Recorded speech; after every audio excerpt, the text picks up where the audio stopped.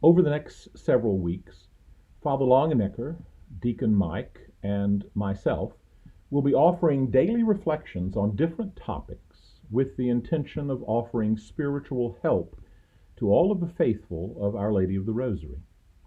I'm beginning this week by offering daily reflections on the topic of suffering.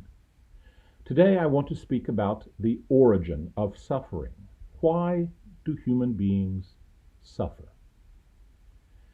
At the beginning of human history, God created our first parents, Adam and Eve, and placed them in a beautiful oasis called Eden.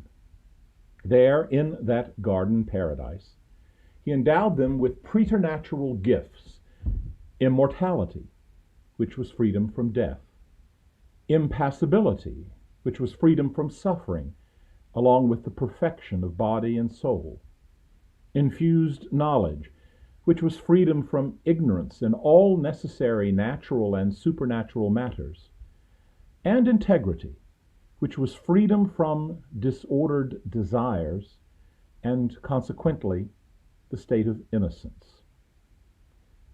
Moreover, God not only bestowed upon them these highest gifts of his creation, but he also favored them with another gift that no other creature possessed: friendship with himself. In fact, the book of Genesis implies that this relationship was supremely unique and the most intimate among all the created beings of the earth. Adam and God spoke one with the other face to face. God knew and provided for Adam's most personal and spiritual necessities, including fashioning a helpmate for him taken from Adam himself. God had created Adam with his very own hands. He knew Adam perfectly and thoroughly. He understood his every thought, anticipated his every word, and provided for his every need. Flowing from his divine love, this gift of a close personal relationship and spiritual familiarity that God established between himself and humanity required that he also endow them with the corresponding gift of freedom. Why? The answer is that above all, God desired that humanity's response to his gifts be rooted in their own decision as an authentic reaction to his favor. He desired no less than humanity's true love in return, not something that God himself manipulated into existence. In doing so, Adam and Eve were gifted with the godlike attributes of rationality and free will, so that they became fashioned in the image and likeness of God. Because of these gifts, they were able to choose to enter into this loving relationship with their Creator, and they also had the freedom to choose to remain in it. Their relationship with God would not be based on any divine coercion or constraint, but would be founded upon a love freely chosen, and thus a love that was genuine. As the Catechism teaches us, God has willed that man remain under the control of his own decisions, so that he can seek his Creator spontaneously and come freely to utter and blissful perfection through loyalty to him. And so, according to his divine plan, Adam and Eve would always live as intimate friends of God in complete spiritual freedom, constituted in perfect justice, love, happiness, and holiness. In addition, their bodies as well would be immortal and free from any disability. They would never experience sin, nor the interior conflict between good and evil, nor the suffering of body or soul, or even death. As long as he remained in the divine intimacy, man would not have to suffer or die. There in Eden, God had planned the most perfect place imaginable for humanity. In a word, life would be eternal, unblemished paradise. God and humanity would live harmoniously together forever and ever. Sadly, this was not to be. In one terrible moment, by exercising their freedom in a wrong way, Adam and Eve made a devastating decision, and together embarked upon a course of action that brought about consequences more horrible than any Hollywood horror film could ever portray. Faced with the choice of whether or not to obey the limitations that their Creator had placed upon them, and seduced by the whispering temptations of the devil, they freely chose to eat of the tree of the knowledge of good and evil, an action that God had forbidden. That primordial moment in time is called the fall. Through that singular instance of disobedience, that original sin, Adam and Eve lost the perfection in which they had been created, and they immediately began to suffer the consequences of their decision.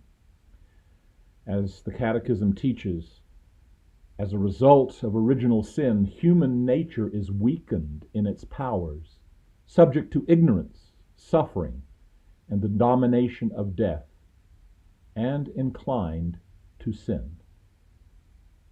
Adam and Eve's original sin and its aftermath was for them a personal fault, but it did not remain their exclusive experience. Rather, it opened up a Pandora's box of ills, ushering into the world a host of miseries, both societal and individual, miseries and suffering that persist to this day. Flowing out of the fall, everyone born after that moment in time became subject to sin and death, and all of the afflictions that have plagued humankind during its long, sad story.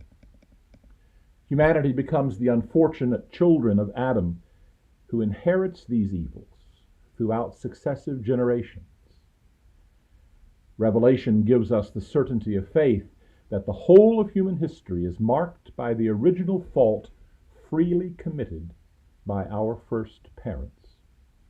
So then, each and every person who is born into the world acquires this original sin by means of a great mystery that is closely bound up with the propagation of the human race. These subsequent generations do not inherit the personal fault of Adam, his own personal sin, but rather they inherit his fallen, wounded nature and its consequences. Human beings after the fall are born without the innocence and perfection and intimate friendship with God that our first parents initially enjoyed. They labor under the burden of the impaired character that they have inherited that predisposes them to commit their own actual personal sin in violation of God's will by means of an utterance, a deed, or a desire contrary to the eternal law. Furthermore, they are susceptible to pain and suffering of all kinds, physical, psychological, emotional, social, and spiritual. Even the material world in which humanity lives has become part of this fallen suffering. It suffers from this original sin and has fallen far from the garden paradise.